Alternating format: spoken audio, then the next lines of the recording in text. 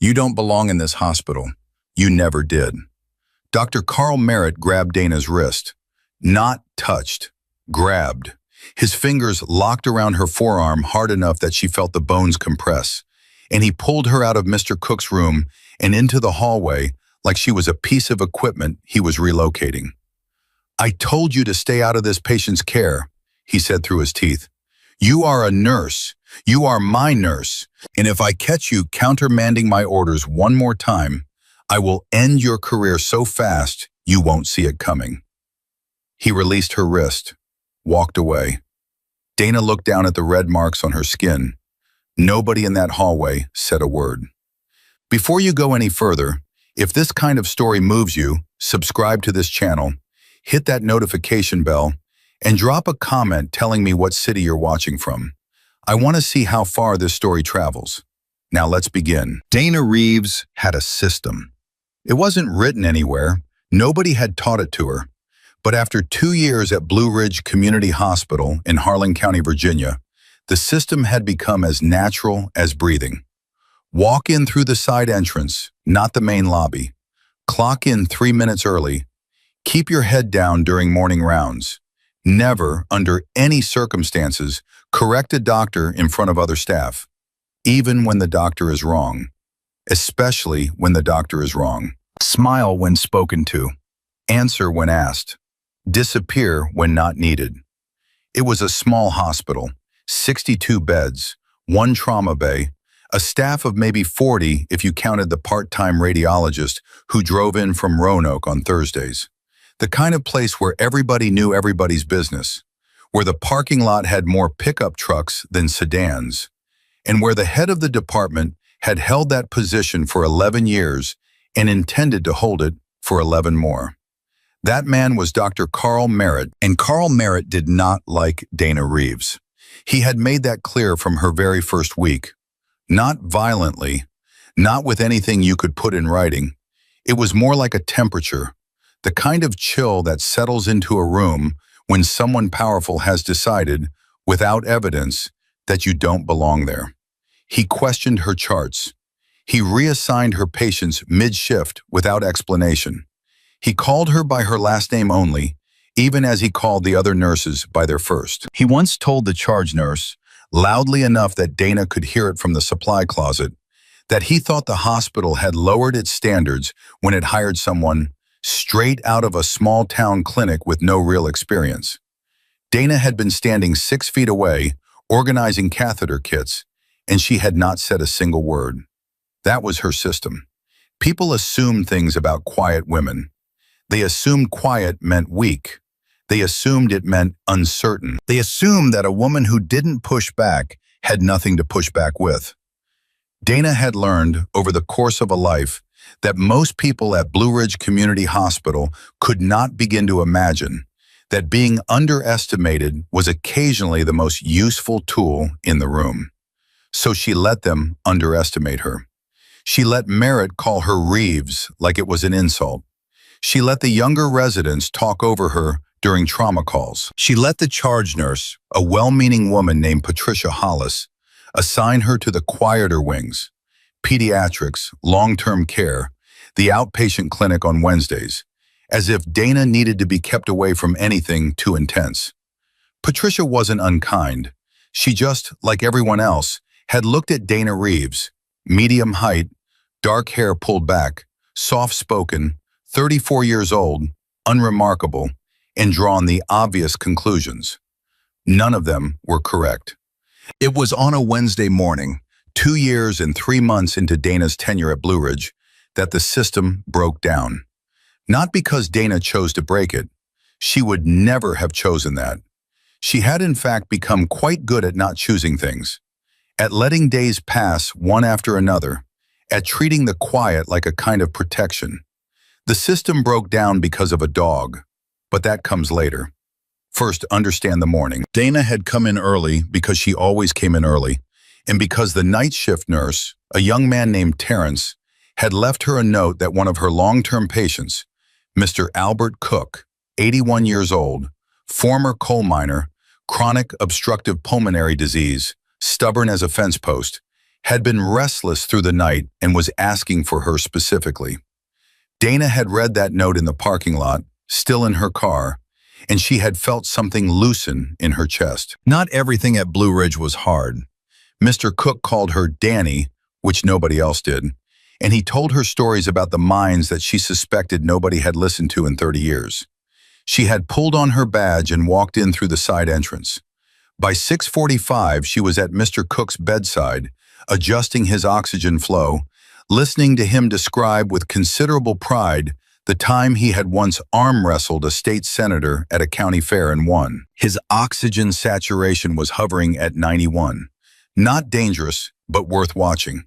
His breath sounds had a slight crackle at the left base that hadn't been there 2 days ago. Dana made a note. She would mention it at morning rounds.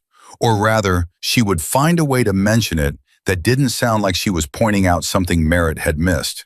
Because Merritt had been the attending on Mr. Cook's last 2 visits and had not noted the crackle. That was the dance. You had to make the information available without making anyone feel embarrassed for missing it. It required a particular kind of social engineering that Dana had not expected to need in a civilian hospital, but had grown, she supposed, oddly skilled at. "You sleep at all?" she asked Mr. Cook. "Some." He adjusted his nasal cannula with the practiced irritation of a man who had worn it for months and still resented it. "Terrence kept coming in to check on me. Good kid, but he walks heavy. Sounds like a horse in the hallway." "He's thorough," Dana said. "So are bloodhounds," Mr. Cook said. "Doesn't mean I want one in my room at 3 in the morning." She almost smiled. She turned it into something else before it fully arrived, the way she had learned to do with most of her expressions in this building. She left Mr. Cook's room at 7:12. At 7:15, she ran directly into Dr. Merritt, coming around the corner of the 3rd-floor nurses' station. Not ran into him literally, Dana did not run into things. She had reflexes trained to a level that would have seemed impossible to most of the people in that building, and she had navigated the tight corners of a dozen worse environments than a rural Virginia hospital corridor. But she came around that corner and he was standing right there with a patient chart in one hand and a coffee cup in the other. And the expression on his face when he saw her was the one she had come to think of as his default Dana face. Mild contempt with an undertone of something she couldn't quite name. "Reeves," he said. "Dr. Merritt. You were in Cook's room." "Yes." She kept her voice level. "His O2 sat was at 91 when I came in. It's up to 93 now. I also noticed a slight crackle at his left base."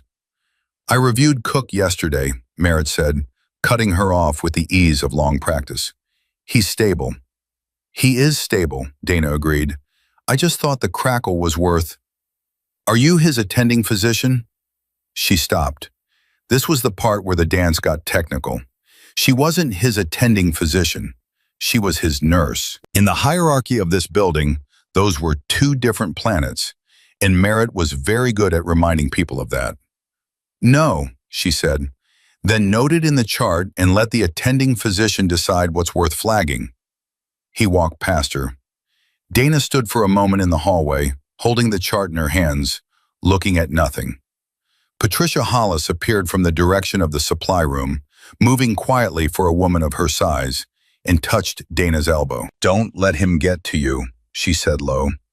"He doesn't," Dana said.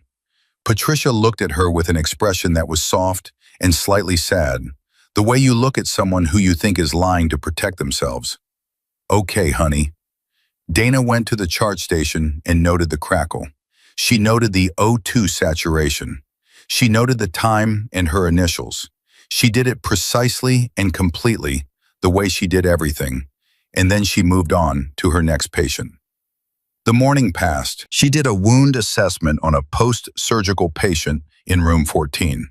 She assisted with a lumbar puncture in room 22, stood there holding the tray while a 3rd-year resident sweated through his gloves and muttered to himself, and she did not say the thing she was thinking, which was that his needle angle was wrong and he was going to miss the space and have to try again, which he did, twice, before landing it on the third attempt. She passed medications. She updated charts. She responded to call lights. She was efficient and quiet and invisible, the same as always. At 11:30, she ate lunch alone in the break room, which was a small room off the second-floor corridor with a table, 4 chairs, a microwave that worked, and a coffee maker that didn't. She ate a sandwich she had made herself that morning. Turkey, no mustard, wheat bread, and she read 3 pages of a novel she had been working on for 6 weeks because she only ever read during lunch, and sometimes there was no time for that. She was almost beginning to feel like the morning had passed without incident, which was the best kind of morning. And then the radio at the nurse's station crackled to life.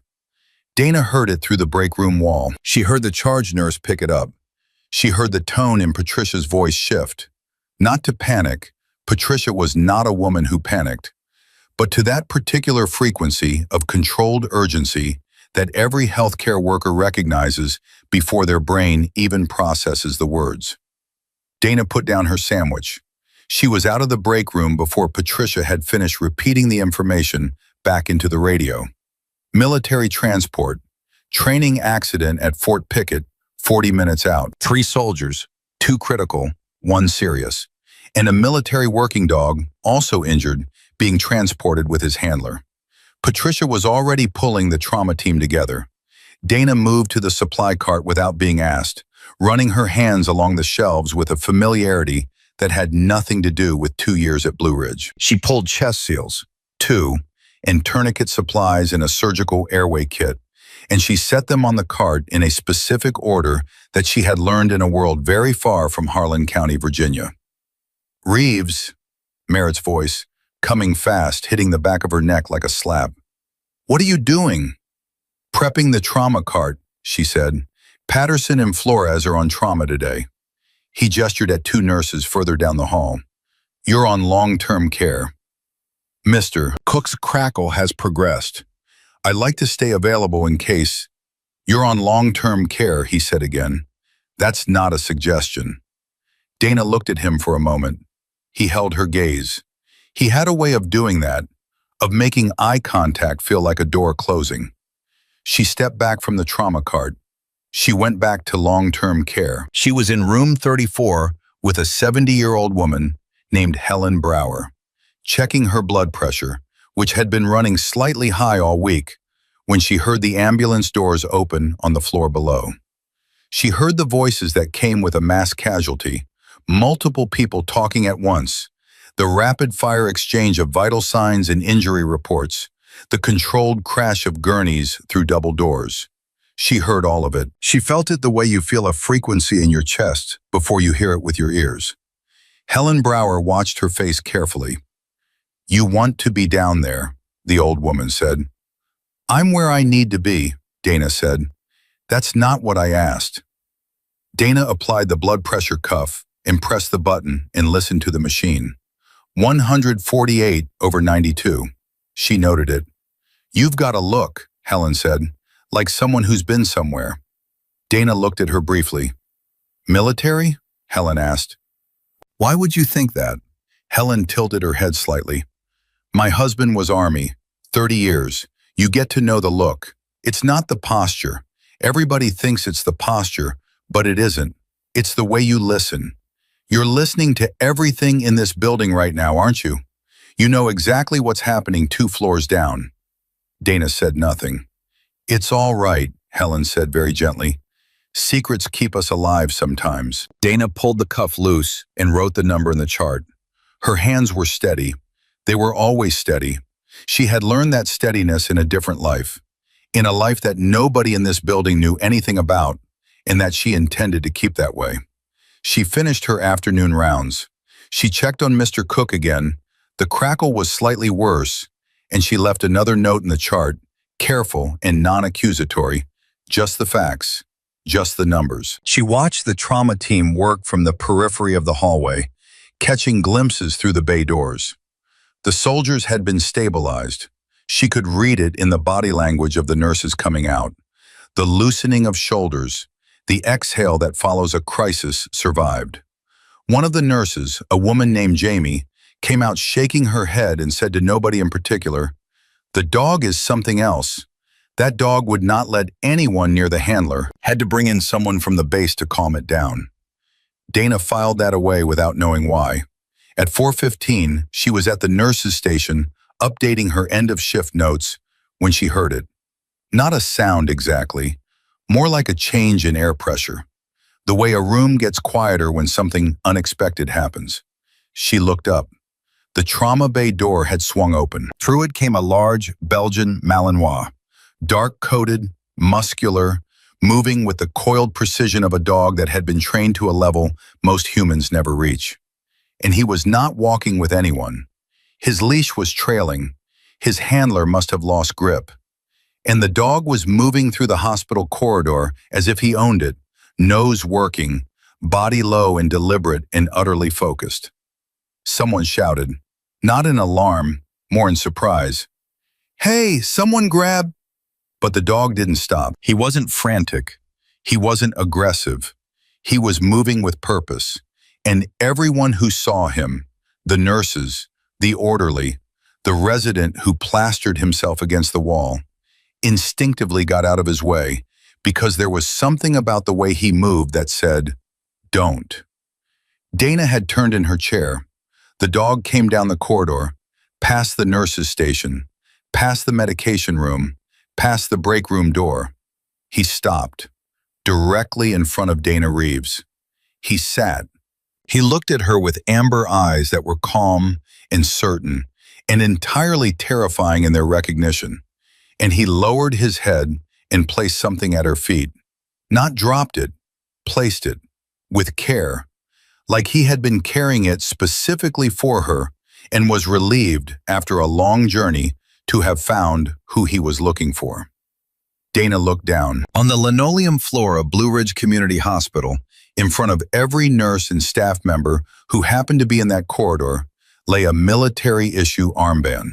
Black, worn at the edges, embroidered with a designation in gold thread that had faded but not disappeared. Ghost Actual. Dana did not move. She did not breathe. The entire hallway had gone completely, absolutely silent. Patricia Hollis, standing 15 feet away, said very quietly, "Dana, what is that?" Merritt had come out of his office. He was standing in the doorway. She could feel him without looking. His presence, his particular brand of authority, recalibrating in real time as his eyes moved from the dog to the armband on the floor to Dana's face. Dana reached down. Slowly, she picked up the armband. She turned it over in her hands. The stitching on the back read exactly what she knew it would read because she had stared at it more times than she could count in a different life, in a different world, with different stakes. Ghost Actual, unit designation, commander's insignia, hers. The dog sat patiently at her feet. He wasn't leaving. He was waiting, the way dogs trained to that level always wait, with absolute certainty that they have done exactly the right thing and that the human will catch up eventually. Dana closed her hand around the armband. She did not explain. She did not apologize. She did not perform any of the expressions she had spent 2 years practicing in this building. She just held it, and the silence held with her. And in that silence, something shifted in that corridor that no one present could have named, but everyone could feel. The way you feel a chapter ending, the way you feel the ground move slightly under your feet before you understand why, the way you feel, without being told, that the person standing in front of you is not at all who you thought they were. Dr. Carl Merritt was still standing in the doorway. For once in 2 years and 3 months, he had nothing to say. The dog looked up at Dana. She looked down at him. And for just a moment, just one, something moved across her face that was not her system, not her strategy, not the careful quiet she had built around herself like a wall. It looked, to the people watching, a lot like coming home. The armband was still in her hand. Dana hadn't moved, hadn't spoken, hadn't done any of the things that the people standing in that hallway were clearly waiting for her to do. Explain, apologize, break down, or laugh it off as some kind of misunderstanding. She just stood there, holding the worn black band in her fingers, and the dog sat at her feet like he had always been there and always intended to stay. Patricia Hollis was the first one to find her voice, which was fitting because Patricia was almost always the first one to find anything. "Someone needs to get that dog back to his handler," she said, practical as ever, and 2 orderlies immediately started moving. But the dog, Atlas, they would later learn his name was Atlas, swung his head toward them with a look so flat and certain that both men stopped walking without entirely meaning to. Atlas turned back to Dana. "It's okay," Dana said quietly. Not to the room, to the dog. "At ease." Atlas lay down, right there on the corridor floor, head on his paws, watching her. One of the orderlies said, under his breath, "Did she just give that dog a military command?" Nobody answered him because nobody knew what to say. Merritt took 3 steps forward. He was looking at the armband the way a man looks at something that disrupts the story he's been telling himself. And the disruption showed. Not in any dramatic expression, because Carl Merritt was not a man who wore his disruptions publicly, but in the half-second of stillness before he spoke, the way a computer lags before it loads something too large for its memory. "What is that?" he asked. His voice was steady. She gave him credit for that. Dana looked up at him. She had spent 2 years keeping her eyes slightly down in his presence. Not from fear, but from strategy. Old habit, old discipline, the kind that lets you watch without being watched. She didn't look down now. "It's mine," she said. Silence. The word landed in that hallway like a stone into still water, and the ripples went out to every person standing there. Jamie, the nurse who had come out of the trauma bay earlier, was pressed against the supply room door with her arms crossed, and her eyes moving back and forth between Dana and the armband, like she was reading a document she hadn't been cleared for. "Ghost actual," she said, not a question. She had seen enough military transfers come through to know what a unit designation looked like. "That's a commander's designation." Dana said nothing. Merritt's jaw shifted. "Reeves, I'm going to ask you again. What is that armband, and why does a military dog have it?" "I told you," Dana said. "It's mine." "That's not an answer. It's the only answer I have for you right now." Something flickered in his expression. Not quite anger, not quite confusion. Something in between that she had never seen on his face before. He was a man who processed information through authority, who organized the world by rank and role. And what he was looking at right now didn't fit any of his categories. "You're a nurse," he said, slowly, like he was reminding himself. "Yes," Dana said, "I am. At this hospital, for 2 years. 2 years and 3 months. He stared at her. She held the stare. In the background, someone's pager went off, and whoever it belonged to silenced it so fast it barely registered. Then the trauma bay doors opened again, and through them came a man who changed the temperature of the entire hallway. He was military. That was the first thing. The way he held himself was unmistakable. The particular combination of size and stillness that comes from years of discipline that the body doesn't forget, even when the mind wants to. He was in his late 30s, dark hair, a cut above his right eyebrow that hadn't been there before the training accident. His arm was in a soft brace. He was walking like a man who had been told to stay in bed and had decided that instruction didn't apply to him. He came through the doors, and his eyes found Atlas first. Relief immediate and visible. And then they moved to the person Atlas was lying next to. And something happened to his face that had nothing to do with relief. He stopped walking. "Ghost," he said. Not her name. The call sign. Said the way you say something you haven't allowed yourself to say in a very long time. Dana closed her eyes for exactly 1 second. When she opened them, her voice was level. "Sergeant." His real name was Marcus Webb. Staff Sergeant Marcus Webb, K-9 handler, 75th Ranger Regiment, and the last time Dana Reeves had seen him, they had both been in a very different kind of corridor, in a very different country, under circumstances that the classified designation on her armband was the only public evidence of. He crossed the distance between them in about 4 strides. "Ma'am," he said, stopping in front of her. And this was the thing that broke the hallway open, the thing that nobody present would forget, the thing that Patricia Hollis would describe to her daughter that evening with her hand pressed to her chest. He stood up straighter. Already a tall man, already straight, but something changed in the alignment of his spine, in the angle of his chin, in the positioning of his feet. A different kind of stillness, a formal one. He saluted her with his good arm, a clean, sharp, full military salute in the corridor of a rural Virginia hospital to a woman in scrubs holding a battered armband. Dana's throat moved. She returned it. Merritt made a sound, not a word, just a sound, low in his chest, the kind your body makes when your understanding of something revises itself so fundamentally that your lungs need a moment to adjust. "You know her," Patricia said to Webb, not accusatory, stunned. Webb lowered his arm. He looked at Dana for a long moment before answering, and when he did, his voice was quiet but not private. He wasn't whispering, wasn't trying to contain it. "Know her," he said. "Ma'am, this woman pulled 3 of my guys out of a collapsed structure in Kandahar province with 1 working radio and a compound fracture in her left hand. She coordinated the extraction, administered field triage on 2 critical casualties, and held a perimeter alone for 47 minutes while air support was rerouted. 47 minutes. He paused. "We were supposed to lose all 3 of them that night. We didn't, because of her." Nobody moved. Dana looked at the floor.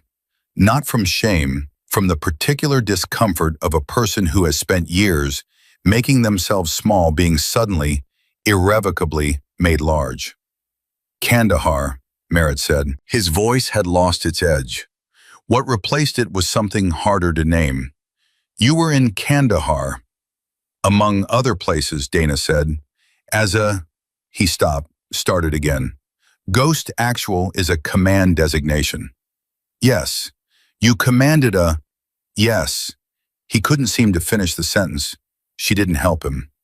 Jamie let out a breath that was almost a laugh, not because anything was funny, but because sometimes the body finds release in the only direction available. "She's been here 2 years, Jamie said to no one in particular. "She's been here 2 years and she's a..." She looked at Webb. "What is she? What was she?" Webb glanced at Dana, asking permission, old reflex. She gave a small nod that most people in the hallway wouldn't have caught, but he did. "Commander," he said, "Navy SEAL, Special Operations. She ran a joint task force. The call sign Ghost Actual was assigned to her personally after Kandahar." He paused. "I've served under 4 officers in my career. She's the only one Atlas has ever tracked." At the sound of his name, the dog raised his head from the floor. "He found her," Webb said. "I wasn't guiding him. He slipped the leash when we were being brought in, and I didn't know where he went until..." He looked at Dana again. "He found you." "Yes," she said. "How did he even know you were here?"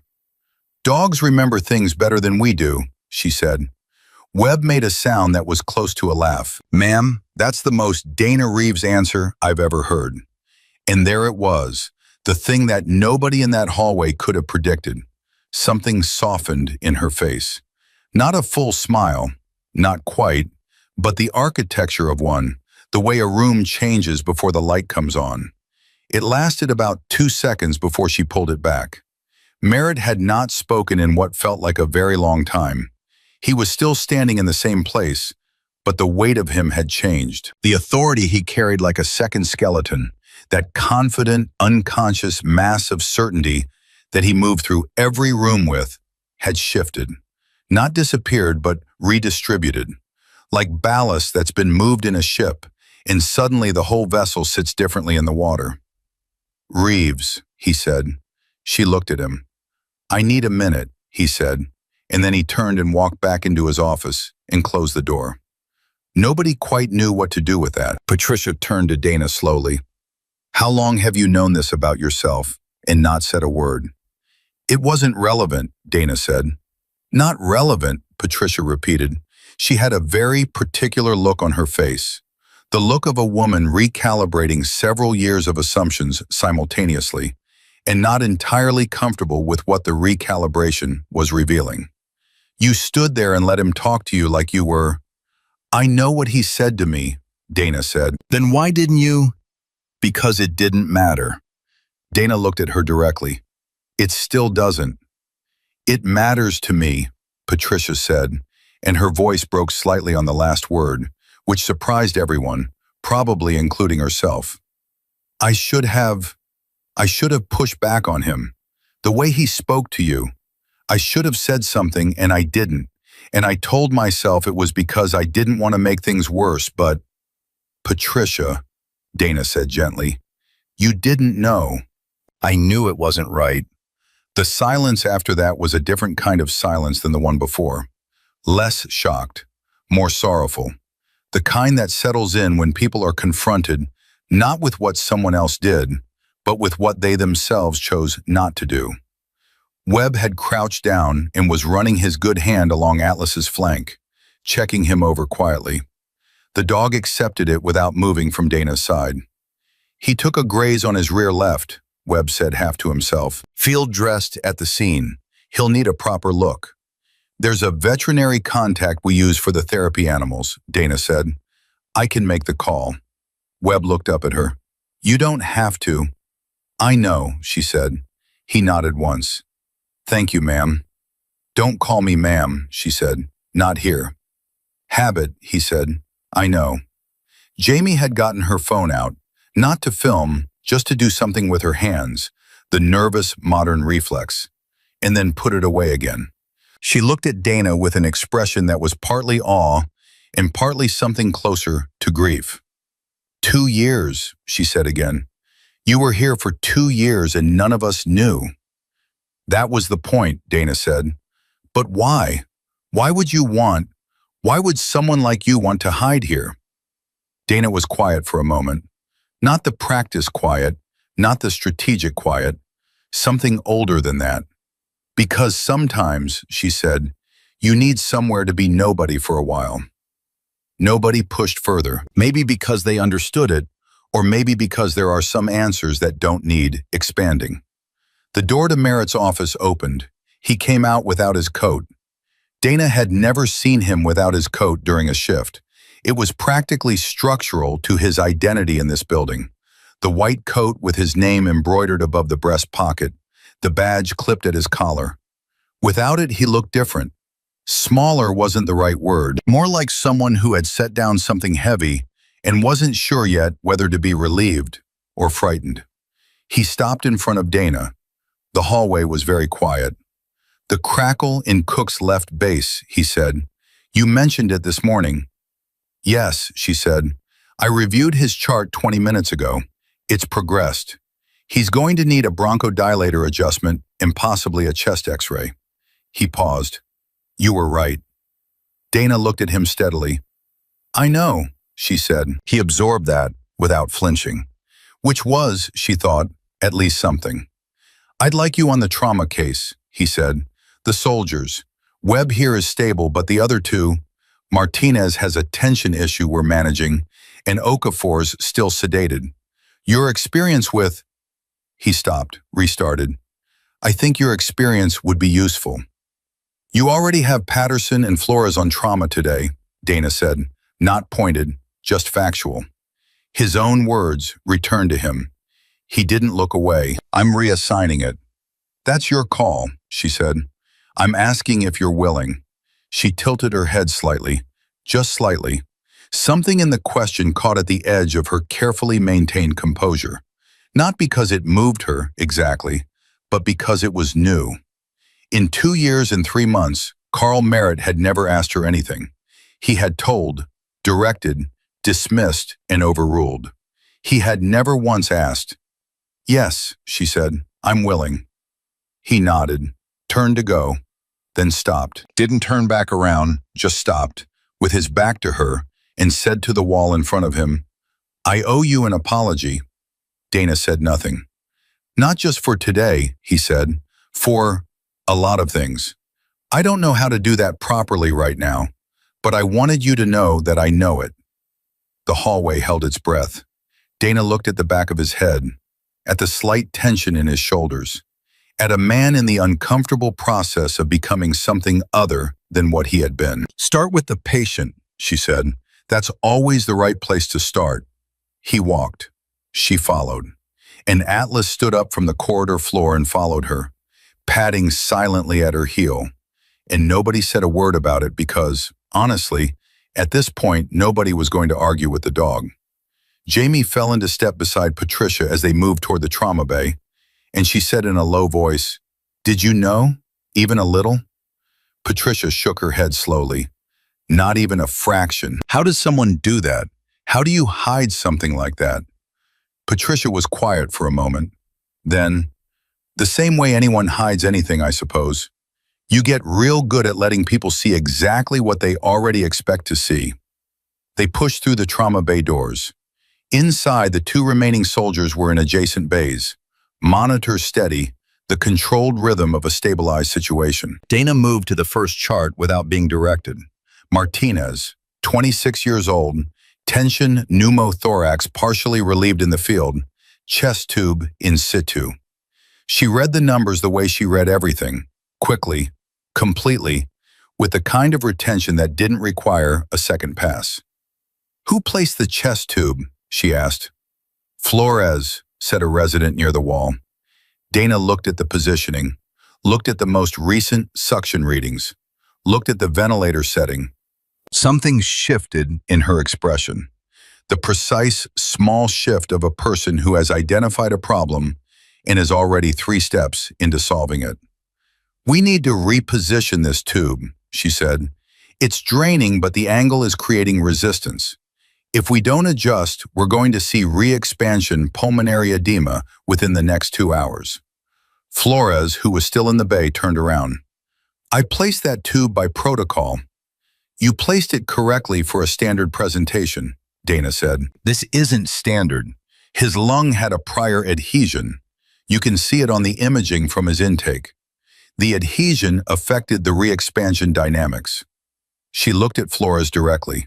No sharpness in it, no superiority, just clarity. "You did the right thing in a difficult situation. Now we do the next right thing." Flores looked at her for a moment, then at the chart, then back at her. "What do you need?" he said. "Gloves, a new securing kit, in 30 seconds, she said. Merritt was standing at the edge of the bay, watching. He didn't say a word. He just watched, with the expression of a man who is being shown, with extraordinary precision, exactly how wrong he has been, and who is making the uncommon choice to stand there and absorb it rather than look away. Atlas sat in the doorway of the trauma bay, technically not allowed in a sterile environment. Nobody made a move to remove him. Dana pulled on her gloves. She adjusted the tube with hands that did not shake, had never shaken, not in 47 minutes alone in Kandahar with a compound fracture, not in any of the other moments that the people in this room would never know about and that she had never needed them to know about. The monitor above Martinez steadied. The resistance reading dropped. The numbers began to organize themselves into the pattern of a man who was going to survive this. "There," Dana said quietly, and the room breathed. Martinez's numbers held. Dana stepped back from the bay, peeled off her gloves, and dropped them in the waste bin with the economy of motion that had become her signature in this building. Not slow, not hurried, just precise. The kind of movement that doesn't ask for attention. The kind that gets things done and then gets out of the way. Flores was still standing by the cart. He hadn't spoken since she'd adjusted the tube. His expression had gone through several phases in the last 10 minutes. Defensiveness, resistance, reluctant acceptance, and now something quieter than all of those. Something that looked, if you caught it at the right angle, like respect that hadn't quite finished assembling itself. "How did you see the adhesion that fast?" he asked. I looked at the full imaging sequence, Dana said, not just the most recent. We all looked at the imaging. You looked at what was relevant to the presenting problem, she said. I looked at everything. Flores nodded slowly. Is that a special operations thing? Dana considered the question for a moment. It's a survival thing, she said. She moved to the second bay. Okafor, 29 years old, blast trauma, currently sedated, stable vitals. She reviewed the chart with the same completeness she'd applied to Martinez. Not faster, not slower. Merritt appeared at her left side without being summoned, which she registered without acknowledging, the way you register a change in wind direction. He was doing the things she had noticed in him over the last hour, staying close enough to observe without positioning himself in front of her. For a man who had spent 2 years planting himself in the center of every room, the adjustment was notable. Okafor's imaging is clean, he said. We're watching for delayed intracranial pressure, but so far, his pupils were equal and reactive on intake, she asked. Yes, 30 seconds apart. Left responded slightly slower. Dana looked at the chart, at the notations, at the timing. Who documented that? Patterson. Is Patterson still on shift? She's at the station. Dana set the chart down. I'd like to talk to her. She paused. Not because anything's wrong, because a slightly delayed left pupil response on a blast casualty is worth a detailed conversation, and the chart notation doesn't give me enough to be comfortable. Merritt looked at her. You want to talk to a nurse about a notation? I want to talk to the person who was in the room, Dana said. Charts tell you what someone wrote. People tell you what they saw. A beat. I'll get her, Merritt said. He left the bay. Dana stayed with Okafor, watching the monitors with the focused calm of someone who knows exactly what they're looking for and is committed to catching it before it becomes something that can't be caught. Atlas was still in the doorway. A nurse named Diane had tried 3 times, gently, to redirect him to a waiting area, and 3 times he had simply looked at her with polite amber eyes and not moved. Diane had eventually given up and placed a water bowl near him, which Atlas had accepted with what could only be described as dignity. Jamie came in through the side door and stopped next to Dana. Patterson's on her way, she said, then lower. You doing okay? Dana looked at her. Why wouldn't I be? Because 4 hours ago your whole cover got blown open in the middle of a hospital corridor by a Belgian Malinois, Jamie said. And you've just been working, like nothing happened. Something happened, Dana said, and now I'm working. That's not normal. What would normal look like? Jamie opened her mouth, closed it. I don't know, she admitted, probably crying in the bathroom. I've done that, Dana said. Jamie blinked. When? Different bathroom, different country. A pause. Different decade. Jamie stared at her for a moment and then did something unexpected. She laughed. A real laugh, surprised out of her. The kind that comes when tension has been building for so long that the only exit is a sound that's too large to suppress. She covered her mouth immediately. I'm sorry, that's not... I didn't mean to. It's fine, Dana said, and something in her voice made it clear that it genuinely was. Patterson arrived. She was a compact, serious woman in her mid-40s who had 15 years at Blue Ridge and the clinical confidence that came with it. She looked at Dana with an expression that was carefully neutral. She had been in the hallway when Webb had saluted. She had seen everything, and she had the particular professionalism of someone who has filed away a significant emotional experience and is waiting for an appropriate moment to process it. The pupil response, Dana said. Walk me through what you saw. Patterson did, precisely without defensiveness, in the clinical language of someone who took their observations seriously. The left had lagged. Not dramatically, half a second, maybe 3/4, but consistent across 2 checks. Consistent, Dana said. Both times. Yes. Same lag or varying? Patterson paused. Same. Dana nodded. That's more meaningful than a varying lag. Varying could be technique or light difference. Same lag is neurological until proven otherwise. She looked at Merritt, who had come back in while Patterson was talking. I'd want a repeat neurocheck in 30 minutes. If that left pupil is still lagging, we do a CT regardless of the clean initial imaging. Merritt didn't debate it. Agreed, he said. Patterson looked at Dana with an expression that had shifted almost imperceptibly from neutral to something warmer. You would have been an excellent attending, she said. I'm an excellent nurse, Dana said. Patterson smiled. It was small, but it was there. Yes, she said. You are. Webb appeared in the doorway beside Atlas, moving slowly, arms still braced. The kind of careful movement that means someone is hurting more than they're admitting. Doc says I need to go back to my bed, he said. I told him I'd consider it. Go back to your bed, Dana said without turning around. Ma'am, Marcus. A pause, then. Yes, ma'am. That's not better, she said. It's the only gear I've got. He stayed in the doorway a moment. Can I ask you something? She turned then, looked at him directly. Why here? He asked. Of all the places, why a small hospital in rural Virginia? Dana was quiet for a moment. Not evasive quiet, thinking quiet. The kind that means an honest answer is being assembled from parts that don't always fit easily together. My grandmother grew up 40 miles from here, she said finally. She used to tell me that the mountains in this part of Virginia were the oldest mountains in the world, that they'd seen everything and forgotten most of it.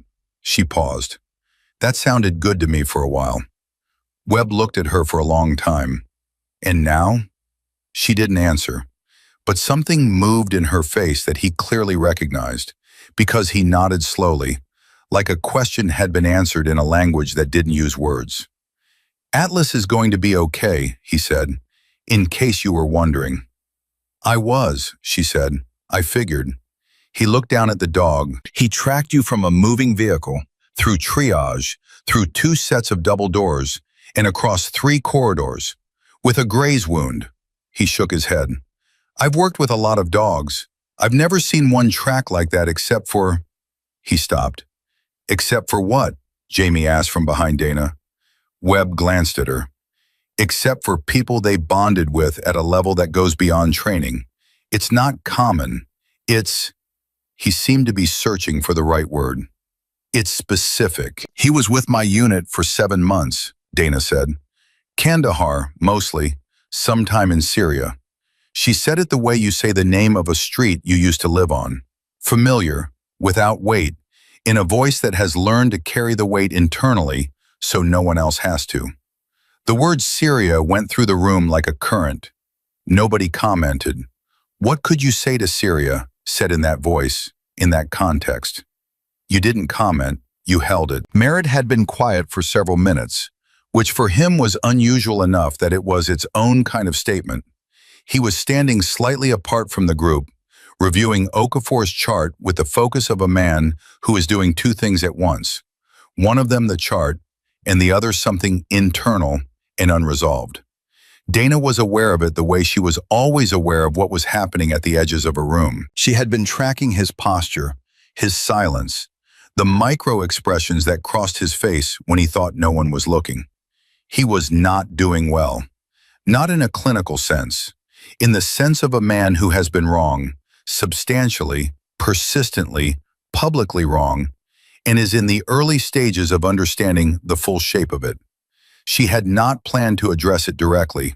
It was not her job to manage his conscience. But then he looked up from the chart and caught her watching him, and for a moment neither of them performed anything. They just looked at each other across the length of a trauma bay, and what passed between them was something honest and uncomfortable and necessary. I need to tell you something, he said. Everyone in the bay went very still. Not here, Dana said. Not in front of patients. He nodded, looked at the chart, set it down. When you're done. 20 minutes, she said. He left. The room exhaled. She spent those 20 minutes doing what she always did, attending to what was in front of her with complete focus, Not rushing, not performing for an audience, not thinking about what was coming. Martinez's numbers were strong. She ran through a secondary assessment and found nothing that the primary had missed. She reviewed Okafor's medication timing, confirmed the next neuro check was scheduled, and made a specific note in the chart that she wanted to review personally. She checked in with Flores, who had gathered himself back into professional competence and was tracking the ventilator settings with new attention. She answered 3 questions from the residents in the bay. Short, specific answers, no wasted words. Then she went to find Merritt. He was in his office. The door was open, which was also unusual. Merritt's door was either closed or barely cracked. All the way open was new. Atlas followed her and lay down just outside the doorframe, which meant he was technically not in the office, which seemed to satisfy whatever internal rule he was following. Merritt was standing behind his desk, but not sitting. He had his coat back on now, she noticed that, but it looked different on him than it had this morning. Same coat, different weight. Dana stopped in the doorway. She didn't sit. She didn't invite conversation. She waited. "I pulled your personnel file after you were hired," he said, 2 years ago, before your first shift. She hadn't expected that as an opening. "And," she said, "it said you'd worked at a clinic in Asheville for 3 years. Before that, nursing school. No gaps, no anomalies, nothing unusual." He paused. "It was a clean file." "Yes," Dana said. "Too clean," he said. "I thought so at the time." She waited. "I thought it meant something was being hidden," he said. "A termination, maybe. A disciplinary issue from a previous employer that had been scrubbed. I had no evidence of that, but I thought it." He looked at his desk. "And I treated you as though it were true. For 2 years. Without evidence. Without giving you any opportunity to prove otherwise." He stopped. That's not the kind of physician I was trained to be. And it's not the kind of man I am. Or try to be. I don't know how to."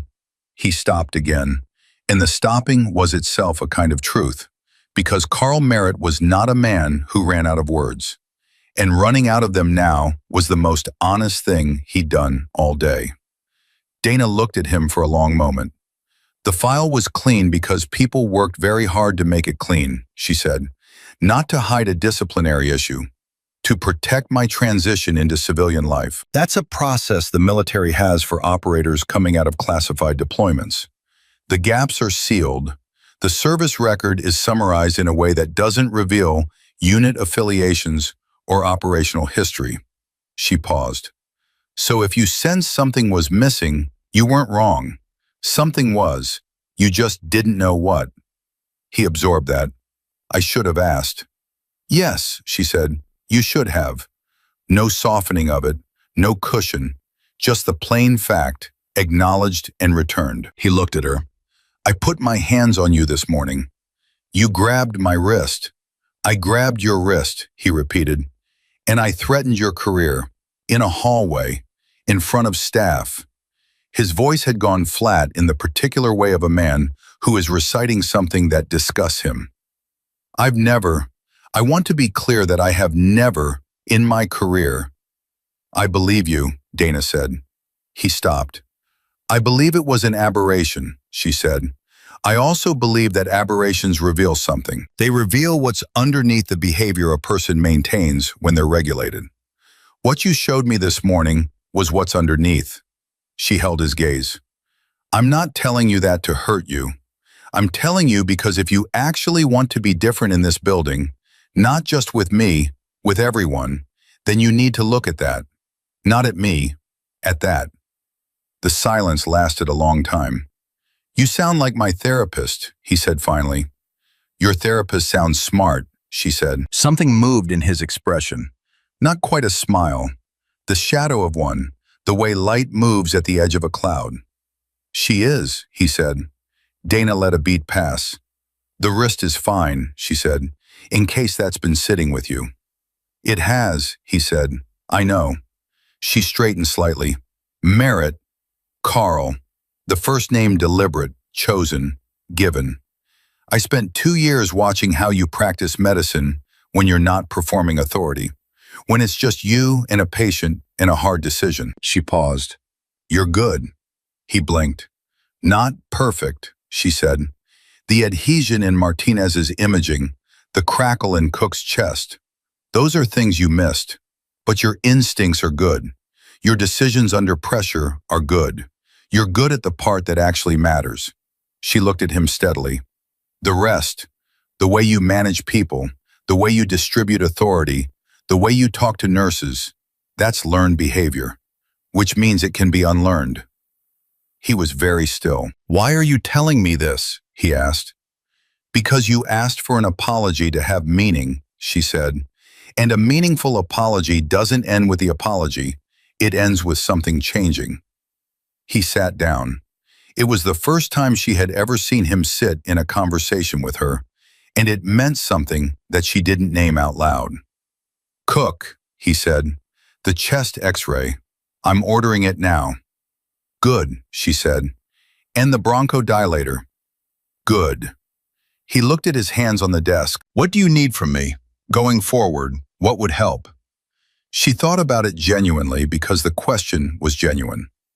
"Let me do my job without running it past you first. When I flag something clinically, treat it as clinical information, not as insubordination." She paused. "And call me Dana." He looked up. "Every nurse on this floor is called by their first name," she said. "Every nurse except me."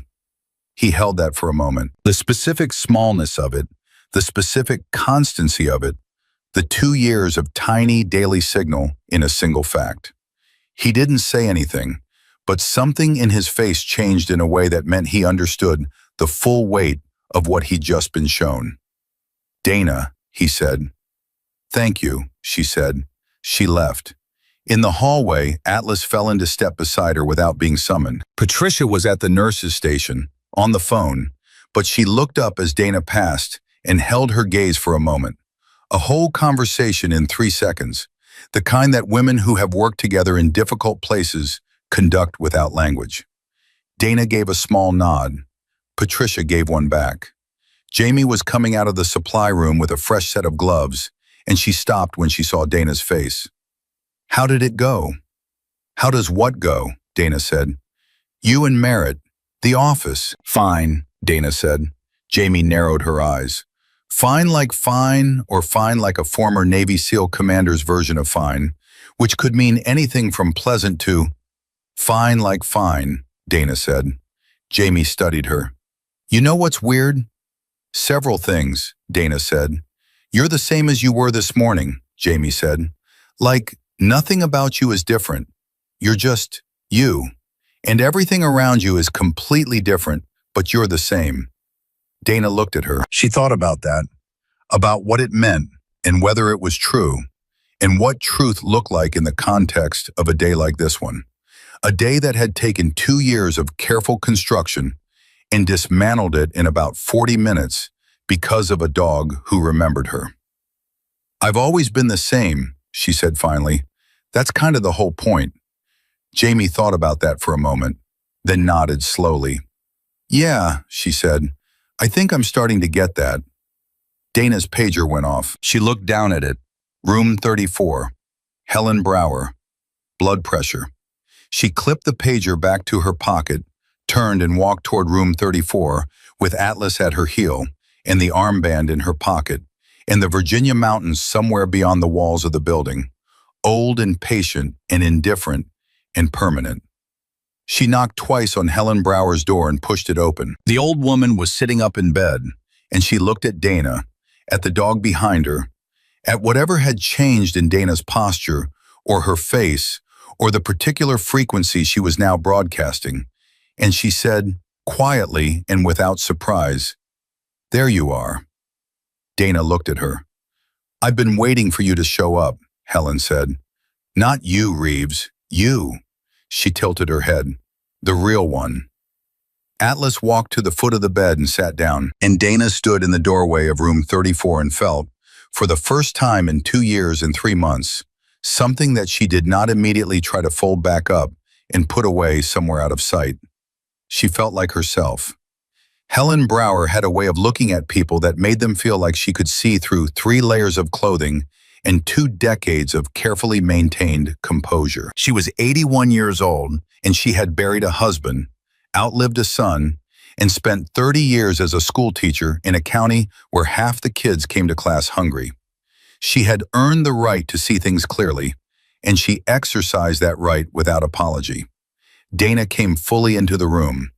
Atlas stayed at the foot of the bed, calm and watchful. Dana pulled the blood pressure cuff from the wall mount and began the routine, the familiar, grounding ritual of clinical work that had anchored her through stranger days than this one. "Your pressure's been climbing," Dana said. "I know," Helen said. "I've been agitated." "About what?" "About you." Helen said it simply, like it was obvious. "I heard the commotion earlier. Patricia came by and I asked her what happened and she told me, not everything, but enough." She watched Dana wrap the cuff. "You've been here 2 years and none of us knew." "There wasn't a reason for you to know," Dana said. "Maybe not," Helen said, "but there was a reason for you to tell someone." She paused. "That's different." Dana pressed the button. The cuff inflated. She watched the machine. "My husband used to come home from deployments and not speak for 3 days, Helen said. "Not from rudeness, he just needed to decompress." That's what he called it, but the decompression never really finished. He always had one foot in the other place. She looked at Dana. "Do you know what I mean?" "Yes," Dana said. "Is that where you've been? One foot in the other place?" The cuff released. 151/94. Dana noted it in the chart. "Something like that," Dana said. "The dog brought you back," Helen said. Dana stopped writing. "Not just physically," Helen said. "I mean here, in this room, in this conversation." She tilted her head. "You're present in a way you weren't this morning. Your eyes are different." Dana looked at her.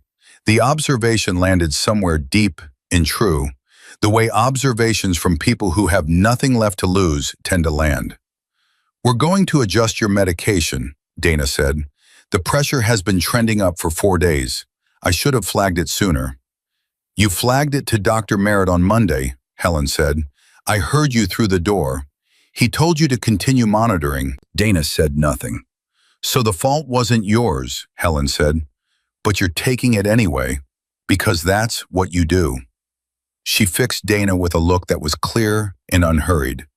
"You take everything that goes wrong and you put it somewhere inside yourself where no one can see it.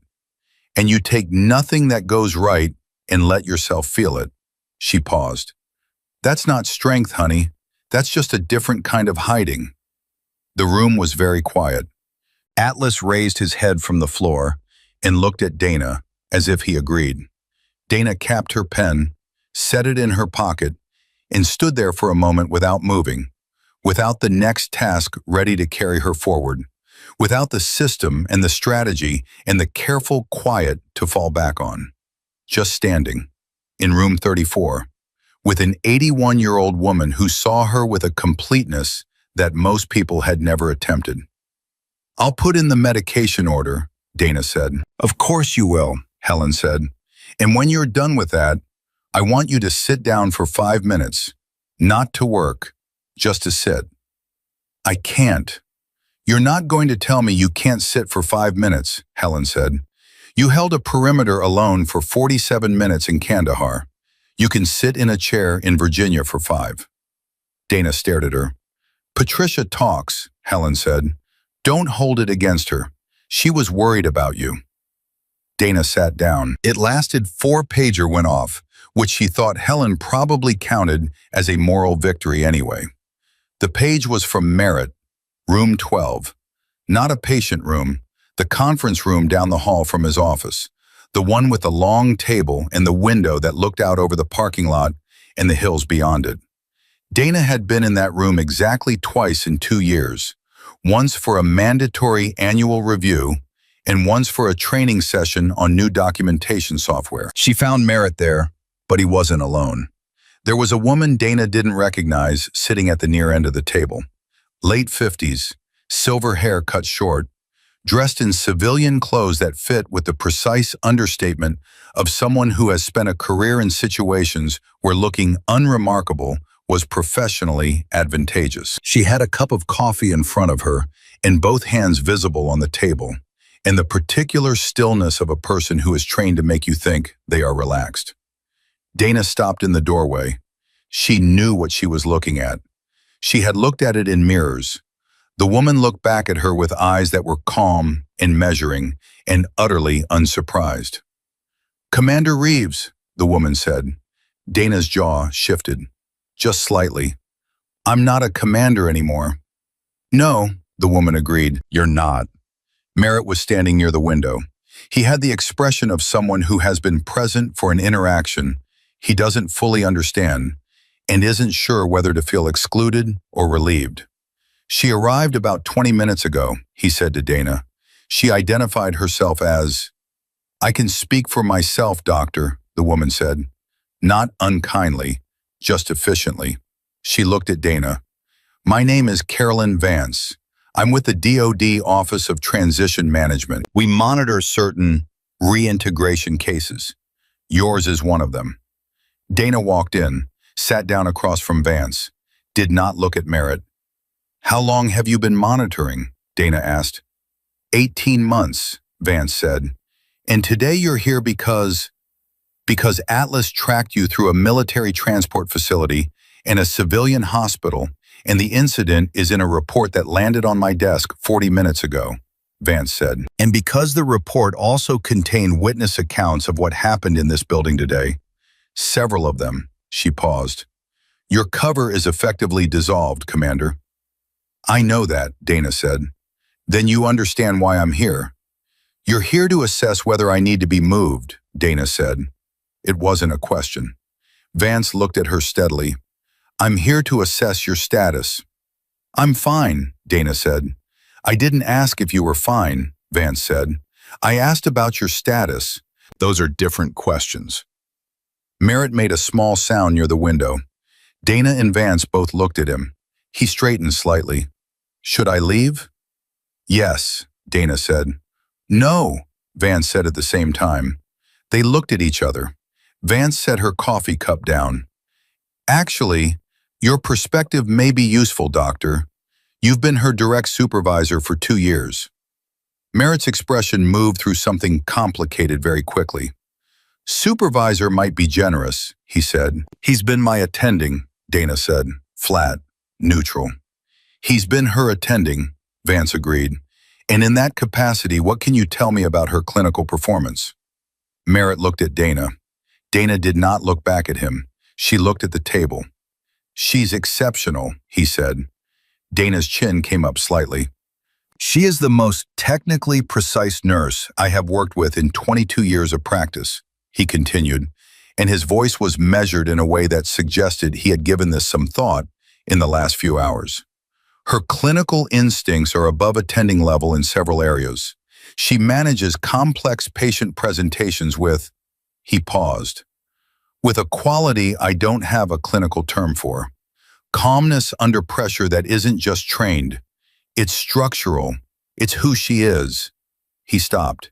"I did not make it easy for her to use those skills. That's a separate matter, and it's mine to account for. But her performance in this building, from her first day to today, has been outstanding." The word landed in the room with weight. Dana was looking at the table. Her hands were still. Her face was still.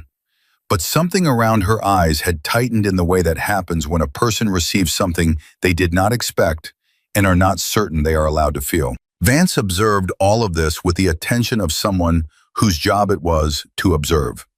"Dana," Vance said, quiet, direct. "I need you to look at me." Dana looked up. "Are you safe?" Vance asked. "Yes." "Do you want to stay here?"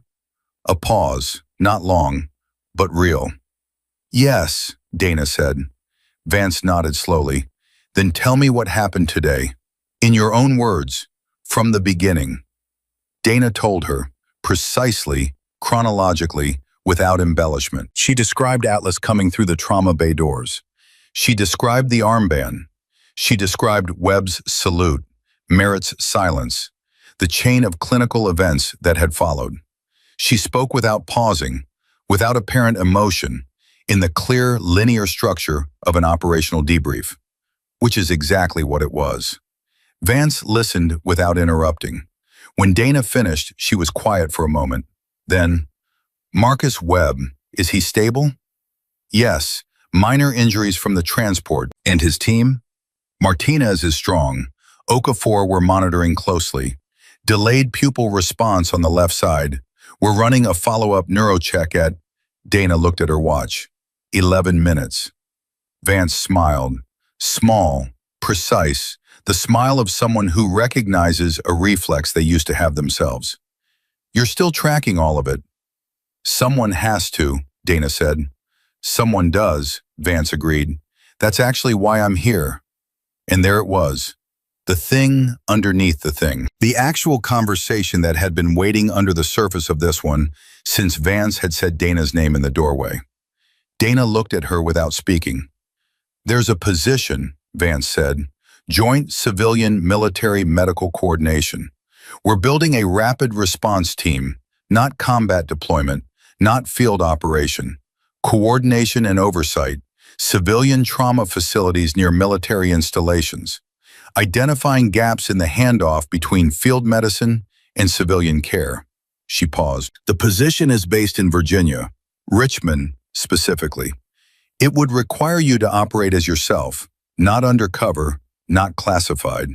Your record would be declassified to a level that allows you to function in a civilian-facing role while maintaining clearance." She set both hands flat on the table. "We need someone who understands both worlds. Completely. Not someone who was in one and studied the other. Someone who lived in both." Her eyes were steady. "We've been waiting for you to be ready." The room held its breath. Merritt had gone completely still by the window. Dana looked at Vance for a long time. "How long have you been planning to approach me?" "We identified you as a candidate 14 months ago," Vance said. "You waited 14 months. "You weren't ready 14 months ago," Vance said simply. "You were still building the wall. 14 months ago, the wall was still load-bearing." She paused. "Today, a dog knocked it down, which wasn't our plan, but..." She lifted one hand briefly. "We adapt." Dana laughed. It was unexpected, short, real, surprised out of her by the sheer operational absurdity of being told that the turning point of her reintegration had been a Belgian Malinois with a sentimental streak. Merritt made a sound that was close to a laugh too, quickly suppressed. Atlas, from somewhere down the hallway, let out a single, low bark, as if he had heard. The laughter faded. Dana looked at the armband, which she had set on the table at some point without realizing it. Ghost Actual. She had not looked directly at it since picking it up in the hallway. Now she did. "I need time to think about it," she said. "Of course," Vance said. "And I need to finish my shift." "Obviously," Vance said. "And I need to run the neurocheck on Okafor." "In 9 minutes," Vance said, glancing at her watch. Dana stood, picked up the armband, paused. "Carolyn," she said. Vance looked up. "The monitoring," Dana said. 18 months. What were you looking for, specifically?" Vance considered the question with genuine respect. "Whether you'd come back to yourself," she said. "People who operate at your level, after the kind of operational history you carry, the transition can go several ways. Some of them aren't good. We were watching to see which way you went." "And?" Dana said. "And today confirmed what the monitoring suggested 6 months ago," Vance said. "That you went the right way. Quietly, without support, without anyone in this building knowing what you were carrying." She paused. "That takes a particular kind of strength." "Helen Brower says it's just a different kind of hiding," Dana said. Vance tilted her head. "Who's Helen Brower?" "Room 34, Dana said. 81 years old, elevated blood pressure, in the clearest eyes I've encountered in 20 years of working with people." She moved toward the door. "I'd visit her before you leave. She's worth the conversation." She left the conference room and went directly to the trauma bay, because Okafor's neurocheck was in 8 minutes and she was not going to be late for it. Webb was in the corridor outside the bay, standing this time, no longer being careful about his arm, which meant either the pain was less or he'd made a decision to ignore it, both of which were consistent with everything she knew about him. He was talking quietly to one of the residents, who had the attentive, slightly dazzled expression of someone receiving information they weren't expecting to find interesting and did. He saw Dana coming and said something to the resident that ended the conversation, and the resident moved off with the look of a person who has been politely but clearly dismissed. "Vance?" Webb said low. "Yes," Dana said without stopping. He fell into step beside her. "She offered you the Richmond position." Dana stopped walking, turned to look at him. "I've been in that conversation twice myself," he said. "Different positions, same office. She has a way of, she times it very specifically." He looked at Dana. "What did you say?" "I said I need time to think." He nodded. "Good answer." "You think I should take it?" she asked. He considered that with the seriousness it deserved. "I think you've been running at maybe 40% of what you're capable of for 2 years, he said. "And today, in about 4 hours, you stabilized 2 critical casualties, identified a clinical error that nobody else caught, managed a full staff recalibration, and had a conversation with your attending physician that I'm told ended with him asking how he could do better." He paused. "At 40%. He looked at her. "I don't think the question is whether you should take it. I think the question is whether you're ready to stop punishing yourself." Dana looked at him. "For what?" she asked. He held her gaze. "You know for what." The silence between them was not empty. It was full of Kandahar in the 47 minutes, and the 3 men who came home, and the one who didn't. And Dana, standing in a hospital corridor in Virginia 2 years later, still carrying the specific weight of a loss that the official debrief had called an operational outcome, and that she had never once, in all the time since, called anything at all, because naming it made it real in a different way than not naming it. "Alvarez," she said, quietly, "just the name." "Alvarez made his own decisions," Webb said just as quietly. "I was the commander."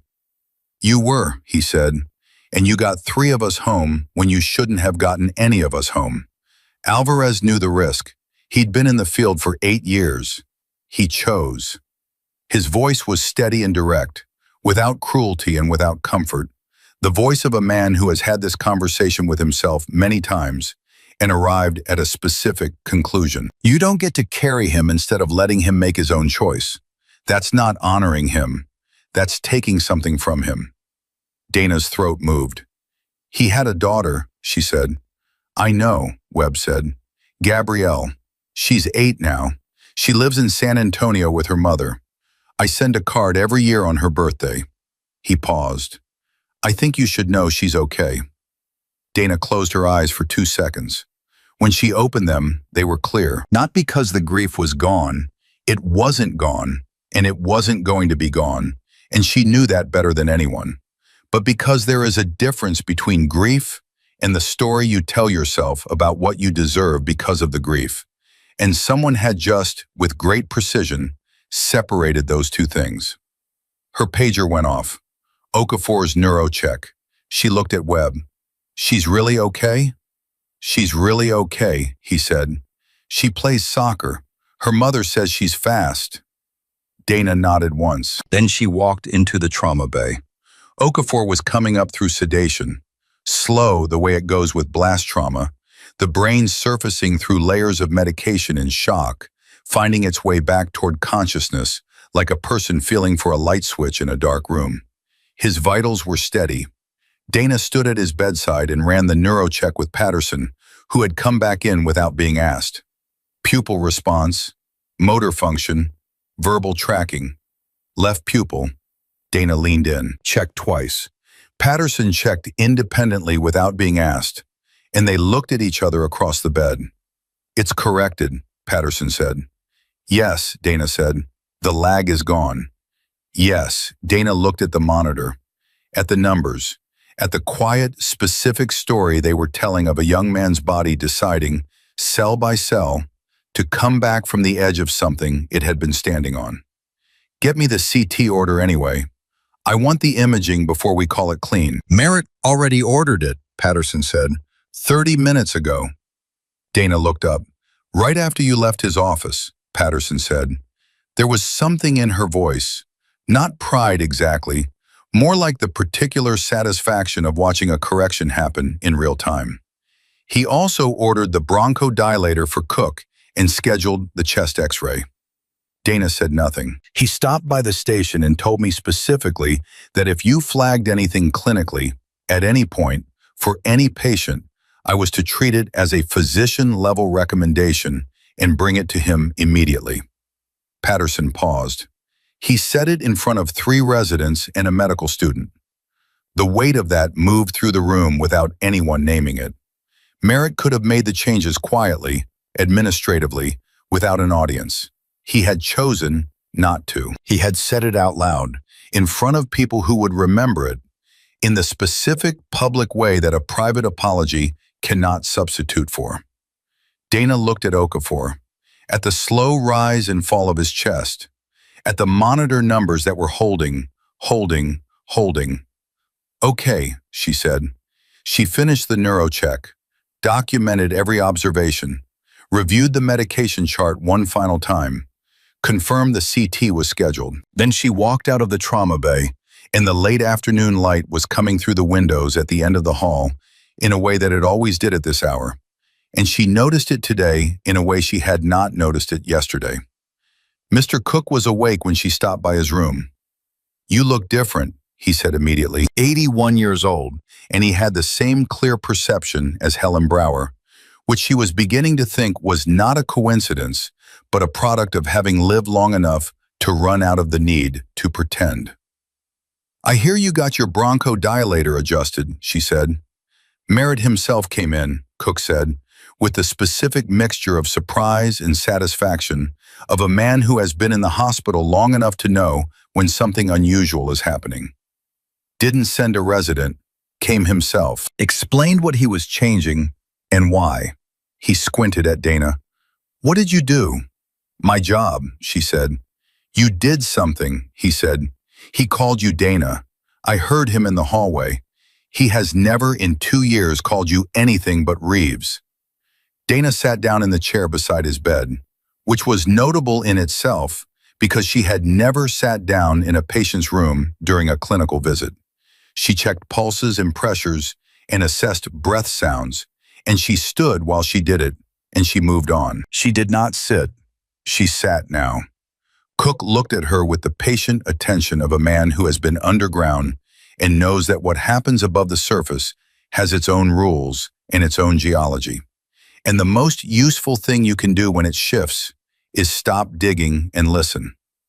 "You want to tell me something," he said. "I might be leaving," she said. "Not immediately, but possibly." He was quiet for a moment. "The job offer." She looked at him sharply. "Patricia," he said. "She didn't give me details, just said something had come up." He looked at his hands. "Is it a good thing?" "I don't know yet," she said honestly. "Does it use more of you than this place does?" he asked. She looked at him. "Because that's the question, isn't it?" he said. "Not whether it's safe, not whether it's smart, whether it needs more of you than you've been willing to give." He met her eyes. "You've been here 2 years, and I'd bet everything I own that you've been running at half speed. Being careful, being small." He said it without criticism, just as a man states a fact he has observed over time. "I've watched you in this room, Dana. The way you listen, the way you think about everything before you say it, the way you hold yourself when someone underestimates you." He paused. "You've been carrying something big in a space that was too small for it." Dana looked at the window. "At the hills, the oldest mountains in the world," her grandmother used to say. "They've seen everything and forgotten most of it." "My grandmother was from 40 miles south of here," she said. "I know," Cook said. "You told me. 3 months ago. You probably don't remember telling me." "I don't," she admitted. You were tired that day, he said. The kind of tired that makes things slip out that you normally keep in. He looked at her gently. You said she used to tell you that the mountains forgave everything, that they were old enough to put things in proportion. He paused. And then you checked my oxygen and left. Dana was very still. Whatever you did, Cook said quietly, wherever you were, whatever you're still carrying, the mountains have seen it before, and they're still standing. He reached out and put one old, large coal worker's hand briefly on top of hers, where it rested on the arm of the chair. So are you. Dana looked at his hand on hers. She did not pull away. She sat with it, the way Helen Brower had told her to sit. Not working, not moving forward, just present, just here. From somewhere down the hall, she could hear Atlas's collar tags shifting as he stood up. He always knew when she was about to move. She wasn't ready to move yet. She sat there for another 4 minutes, in the late afternoon light, in a hospital room in Virginia, with an 81-year-old man who called her Danny and told her she was still standing.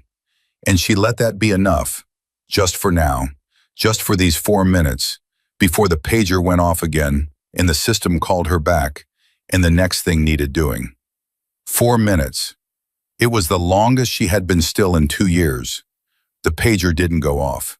That was the thing. Dana had been sitting in Albert Cook's room waiting for it.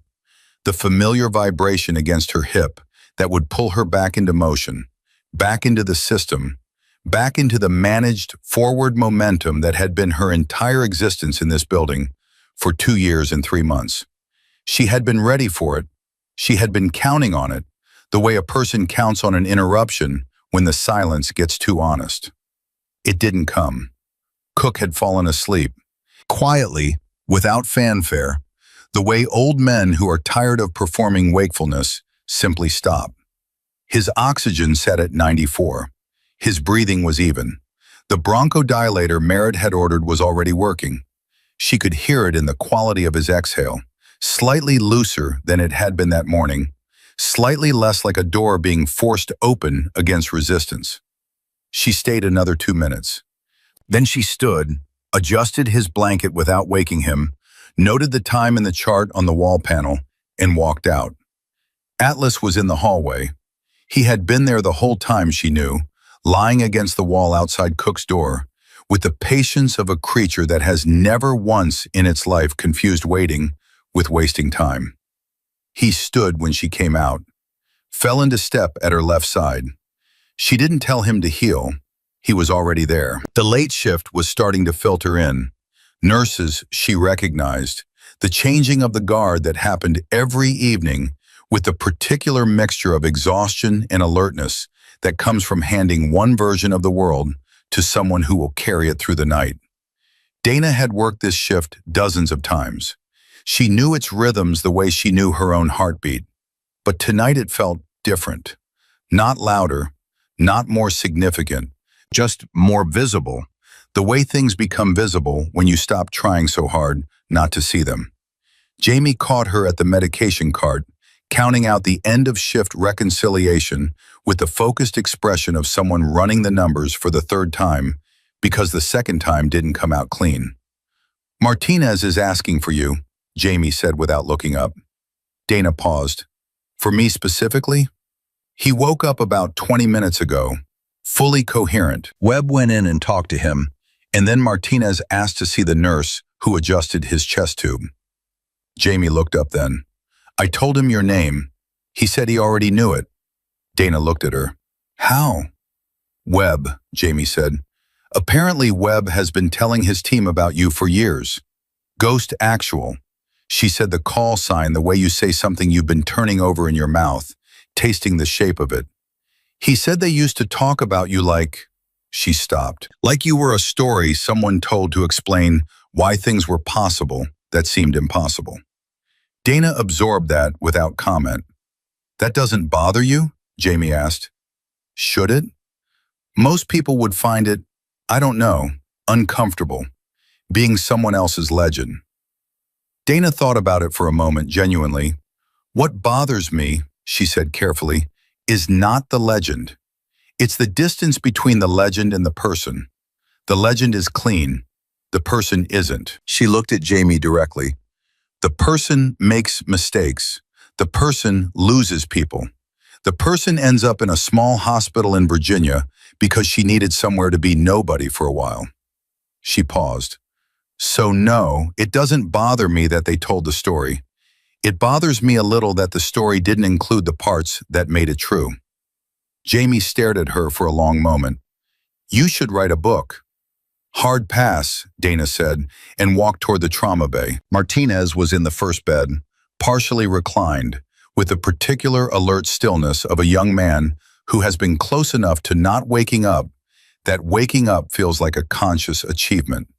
He was 26 years old, and he had dark eyes and a jaw that was still swollen from the transport impact, and the expression of someone who has spent the last several hours reassembling the experience of being alive and finding it, on balance, acceptable. He looked at Dana when she came in, and something in his face shifted. Recognition, but not the kind that comes from having met someone. The kind that comes from having heard about them for so long that seeing them in person triggers a different kind of memory. You're her, he said. I'm Dana Reeves, she said. How's your breathing? Better than it was. He watched her check the chest tube, the monitor, the drainage chamber. Webb said you repositioned the tube. Yes, he said without that I would have re-expanded wrong and been in serious trouble within 2 hours. Possibly, she said. We caught it early. He said you caught it in about 30 seconds from looking at my chart. Dana looked at him. Martinez, are you asking me a question or are you just narrating? His mouth curved. It pulled at the swelling on his jaw and he winced slightly. I'm trying to say thank you. I'm not good at it. You're doing fine, she said. Webb also said. He stopped, looked at his hands, then back at her. He said you've been here for 2 years and nobody knew who you were. That was the arrangement, Dana said. Did you want it that way? She looked at him. He was 26 years old, and he had nearly died today, and he was asking her this with the directness of someone who has just had a very efficient reminder that there is not unlimited time for indirect questions. Yes, she said, and then no, and then I stopped checking. He nodded slowly, like that made sense to him, which perhaps it did. Alvarez's daughter, he said very quietly. Gabrielle. Webb told me she's okay. Dana's hands went still for a moment on the drainage chamber, then continued. I know, she said. He also told me. Martinez paused, seemed to be choosing carefully. He told me what happened that night wasn't on you. He said the team has talked about it, that all of them, the ones who came home, they all agreed a long time ago that what you did that night was the reason they're alive, not the reason Alvarez isn't. Those are two different things. Dana did not answer immediately. She finished her assessment. She checked the numbers one final time. She recorded her observations in the chart with the precise, complete documentation that had characterized every chart she had ever written in this building. Then she set the stylus down and looked at Martinez. How old are you? She said. 26. You're 26 years old. You were in a transport accident 12 hours ago. You had a pneumothorax, and you're lying in a hospital bed in rural Virginia trying to give me absolution. She looked at him steadily. Why? He held her gaze. Because Webb said you'd been carrying it alone for 2 years, and someone needed to say it out loud. He paused. It didn't have to be someone important, just someone who knew. The room was quiet. Dana picked up the stylus again, set it in her pocket. Get some sleep, she said. Your next check is in 2 hours. Yes, ma'am, he said. She was almost at the door when he said her name.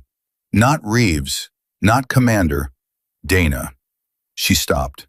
For what it's worth, he said, I'm glad you're here. Not Ghost Actual. You, this version. He paused. This version saved my life today. She walked out before she had to respond to that. Not because she didn't want to, because some things land so squarely in the center of what you've been trying to get back to, that the only dignified response is to carry it quietly, the way you carry the things that matter. Atlas was waiting. She looked down at him. "You had a plan today, didn't you?" she said. "You know exactly what you did." He looked up at her with those amber eyes that had recognized her from a moving vehicle, through a triage corridor, and across 3 hospital floors. He looked at her the way he had always looked at her, which was the way very few things in her life had ever looked at her. Without expectation, without condition, without the particular exhausting weight of needing her to be a specific thing. Just her, whatever shape that was today. She crouched down and put both hands on either side of his face, and he leaned into it. And she stayed there for a moment, in the corridor of Blue Ridge Community Hospital, a 34-year-old former Navy SEAL commander with an armband in her pocket and a decision she hadn't made yet, and 4 minutes of stillness that might be the beginning of something she couldn't name. And she let herself have it. Then she stood up. Carolyn Vance was at the end of the corridor. She hadn't left. Dana had half expected her to, had told herself she was fine with it either way, which was the kind of thing you tell yourself when you're not entirely sure. Vance was standing near the window with a second cup of coffee and the expression of someone who is genuinely comfortable waiting, which Dana recognized as a skill that takes years to develop. "You saw Helen Brower," Dana said. "I did." Vance looked at her with something close to admiration. "She told me I had very trustworthy eyes for someone who worked for the government. That's high praise from her. I got the impression everything from her is high praise." Vance looked at Dana. "She also told me that you sat down today, in a patient's room, that you stayed." Dana said nothing. "She said it like it was a significant event," Vance said. "It was," Dana said. Vance nodded, set her coffee down on the windowsill. "I want to be honest with you," she said. "Not about the position. You know the details of the position. I want to be honest about something else." Dana waited. "We should have reached out sooner," Vance said. 14 months ago, when we identified you as a candidate, we should have made contact. Not to pressure you, just to let you know you hadn't been forgotten, that the transition team knew where you were and why, and that it was okay." She paused.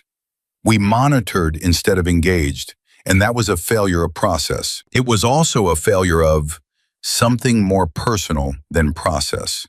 She looked at Dana directly. "People who carry what you carry should not have to carry it without knowing someone sees it, even if they don't need help with it. Even if they're managing it perfectly, someone should see it." Dana looked at her for a long time. "Patricia saw it," she said finally. "Helen saw it. Cook saw it." She paused. "In the end, the people who were supposed to see it did." "They shouldn't have been doing our job," Vance said. "No," Dana agreed, "but they did it better anyway." Something moved in Vance's expression. Not defensiveness, something more honest than that. Acknowledgement. "Yes," she said, "they did." A beat passed between them. "I'll have an answer for you by Friday," Dana said. "About Richmond." "That's all I need," Vance said. "One more thing," Dana said. "The monitoring. 18 months. The reports." "Yes?" "I want to read them," Dana said. Vance looked at her steadily. "That's an unusual request." "I want to know what it looked like from the outside," Dana said. 2 years of this. What the data said. What the behavioral markers were." She paused. "I've been in my own head for a long time. I'd like to see the outside view." Vance considered that for a moment with the careful attention of someone assessing a request that doesn't fit neatly into any existing category. "Then, I'll see what I can release." "That's all I'm asking," Dana said. She walked Vance to the main entrance, not because protocol required it, but because it felt right. The proper conclusion to a conversation that had started with Vance appearing in a doorway and saying her name with the authority of someone who had been waiting to say it. They walked without talking, which was comfortable, which meant something. At the entrance, Vance stopped and turned. "One more thing," she said. "Marcus Webb. He put in a request 6 months ago to have you assigned as medical liaison to his unit. Joint civilian military training exercises. Dana stopped walking. He submitted it through unofficial channels because he didn't know the official process, Vance continued. It never went anywhere, but it's sitting in a file with your name on it, and when we build the Richmond team, that kind of operational relationship is exactly the kind of connection we want to formalize. She paused. He asked for you, specifically, by name, Ghost Actual. Dana stood very still. He never told you, Vance said. It wasn't a question. No, Dana said. He was going to go through channels and do it properly and not put you in an uncomfortable position by mentioning it until there was something concrete to mention. Vance's expression held the particular warmth of someone reporting an act of consideration they genuinely respected. He spent 6 months trying to find a way to bring you back into the work without making you feel ambushed. She paused. I thought you should know that. Dana looked at the entrance doors, at the parking lot beyond them, at the Virginia Hills past the parking lot, dark now in the early evening, holding their old geology in their patient silence. Tell him I know, she said. Vance nodded once and left. Dana stood at the entrance for a moment, then turned around and walked back into the building because her shift wasn't over and there were still things that needed doing. And some part of her was deeply, genuinely glad about that. Merritt found her 20 minutes later at the nurse's station, updating her final charts of the shift. He came and stood at the edge of the station, not commanding the space the way he usually did, but occupying it like any other person, which was itself a transformation she was still calibrating. Cook's chest x-ray came back, he said. She looked up. Early consolidation in the left lower lobe, he said. We're starting antibiotics. It was earlier than I would have caught it on my own. He held her gaze. Your crackle notation this morning was the reason we caught it when we did. I know, she said. You always know, he said. And there was something in his voice that was different from this morning. Not defeated, not diminished, but recalibrated. Like a man who has stopped fighting the evidence and started working with it. Can I ask you something? She set down her stylus. Go ahead. Why nursing? He said. Specifically, not why Blue Ridge, not why Virginia. Why nursing at all? With your background, your training, you could have gone into medicine, formal medical training. You could have gone into administration, consultation, a dozen things that would have put you at the center of the room instead of, he stopped, revised, instead of where you chose to be. Dana looked at the counter for a moment. In the field, she said, the people who kept my teams alive weren't always the ones making the calls. They were the ones with their hands on the patient, literally, the medics, the people who could feel what was happening through their fingertips before the monitors caught it. She paused. I always trusted my hands more than my authority. When I needed to come back somewhere and figure out who I was without the rank and the mission and the operational structure, I went to the work that was honest. Work that couldn't hide behind a title. She looked at him. Nursing is not a lesser version of medicine, Carl. It's a different kind of attention, and for 2 years it's been exactly what I needed. Merritt was quiet for a long moment. Then he said, with the deliberateness of a man choosing words he means to stand behind, I have treated nursing as a lesser version of medicine for 22 years. I've treated the nurses in this building as support staff rather than clinical partners. And I have been wrong, specifically and systematically wrong. He paused. I'm telling you this not because I expected to fix anything. I'm telling you because I intend to change it. And I thought you deserved to hear me say the thing out loud before I start acting on it. Dana looked at him, at this man who had made her life smaller for 2 years without, she now believed, fully understanding that he was doing it. Who had grabbed her wrist this morning in a hallway and whose face had told her, even in that moment, that he was somewhere past the edge of his own self-knowledge, doing something he would not have said he was capable of. Who had spent the afternoon being remade, publicly and without shelter, by a single afternoon of truth. 2 things, she said. He waited. First, pull the crackled documentation from this morning's chart and look at the timestamp. Look at how long ago I flagged it, then look at when it became actionable. She held his gaze. Not to punish you with it, to use it as a reference point for what early-stage nursing observation is worth. Put it in your training materials if you want something concrete. He nodded. And the second? Patricia Hollis has been charge nurse here for 9 years, Dana said. She knows this floor better than anyone in this building. She should be in your clinical meetings, not the one they schedule for physicians and administrators, the one on Tuesday mornings where you actually make the calls. She paused. She's been working around the edges of that room for 9 years. Move her into it. Merritt looked at her steadily. Done, he said, without hesitation. Dana picked up her stylus. Dana, he said. She looked up. The Richmond position, he said. Vance mentioned it before she left. If you take it, he stopped.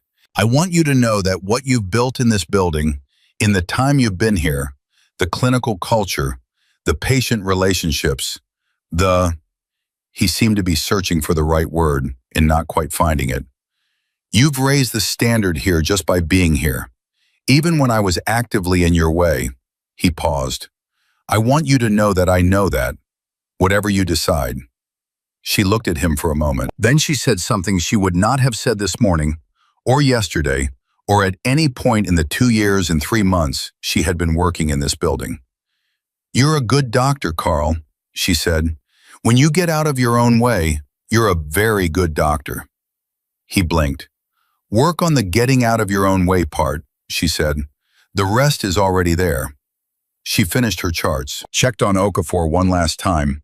The CT had come back clean. The pupil response had fully normalized. His sedation was lightning in the controlled, monitored way of a process going correctly. She stopped by Martinez's room. He was sleeping, finally, the deep sleep of a body reclaiming itself.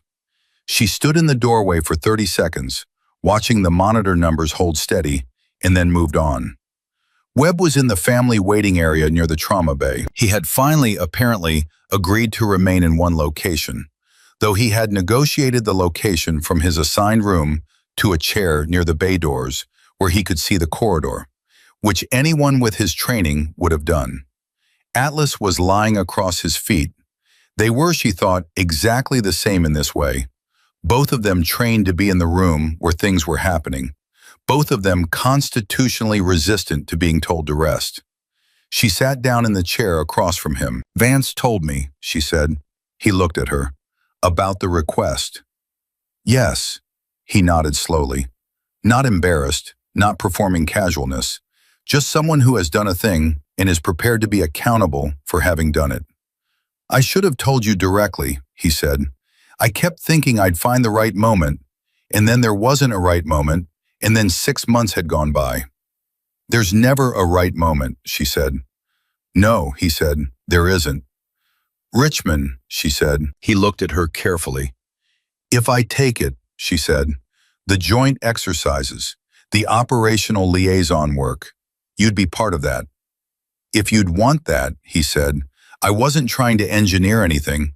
I just thought, you're the best I've ever seen at the intersection of field medicine and institutional care. The gaps that exist between those two worlds cost lives. You know both sides completely. You're the right person to close the gap. He paused. That's a practical assessment, not, I know what it is, she said. I also, he said more carefully, wanted you to have a reason to come back. Not to the field, just to work that was big enough for you. He met her eyes. You're too good at this to spend the rest of your life at 40%. Atlas shifted against his feet. The monitor down the hall beeped once and settled. Dana reached into her pocket. She took out the armband. She held it in her palm and looked at it. The gold lettering gone soft with age. The edges worn where it had been worn and gripped and carried across years and continents, and the specific geography of a life lived at full intensity and then, deliberately, at half. Ghost actual. She had told herself when she came to Blue Ridge that she was resting, that she was recovering, that the quiet and the small rooms and the managed invisibility were what she needed. And they had been, for a time. The mountains and the routine, and Mr. Cook's stories about the mines, and Helen Brower's clear eyes, and the honest work of hands on patients who needed them. She had needed all of it. She didn't regret any of it. But Cook had said it. She had been carrying something big in a space that was too small for it. She closed her hand around the armband, looked at Webb. "Friday," she said. He understood. He nodded once. She stood. Atlas stood with her. She looked down at him, at the dog who had tracked her across a military facility and through 3 corridors, and laid her past at her feet with the matter-of-fact certainty of a creature who has never once confused what matters with what is convenient. "Good boy," she said quietly. His tail moved, just once, but it was decisive. She walked to the exit. Through the side door, her side door, the one she had used every single morning for 2 years and 3 months, because it kept her out of the main lobby and the noise and the visibility. She pushed it open. She stood in the cool Virginia evening with the hills dark against the sky and the smell of early spring working its way up through the soil and the parking lot quiet around her. And she held the armband in her hand, and she did not put it back in her pocket. She put it on her wrist. It sat there the way it always had, the worn leather against her skin, familiar in the way that only the things you earned in fire are familiar. She looked at it for a moment, then she looked up at the hills. Her grandmother had said they were the oldest mountains in the world, that they had seen everything and forgotten most of it. Dana had been coming here to be forgotten. She understood, finally, what she had been wrong about. The mountains didn't forget. They held. They absorbed. They stood so long and through so much that what looked like forgetting was really just proportion. The long view, the geologic patience of something that has seen enough suffering and enough survival to know that both were temporary, and that what remained after both was simply the person. Just the person. Whatever shape that was. She was Dana Reeves. She was Ghost Actual. She was a nurse who had held perimeters and adjusted chest tubes and sat with dying coal miners and taken 2 years to remember that being necessary and being invisible were not the same requirement. She was a woman who had loved a job that required her to be less and had done it without flinching, and was now, for the first time in a long time, ready to stop. Not because the hospital had failed her. It hadn't. Not because the quiet had been a waste. It hadn't been. Because some chapters end, not in defeat, not in crisis, just in completion. In the quiet, certain knowledge that the thing you needed from a place has been received, and that staying longer would be holding on rather than living. She took one long breath of Virginia evening air. Then she turned around and walked back inside, because she still had 20 minutes left on her shift, and Okafor needed one more check before she handed him off. And the work was the work, and the work was honest, and she was going to do it completely until the moment she was done. That was who she was. That had always been who she was. Ghost Actual was not a ghost. She had never been a ghost. She had simply been waiting, in the oldest mountains in the world, in a small hospital where nobody knew her name, in the necessary silence between one life and the next, for the moment when being found was finally something she was ready for. That moment was today, and Dana Reeves walked back into the light.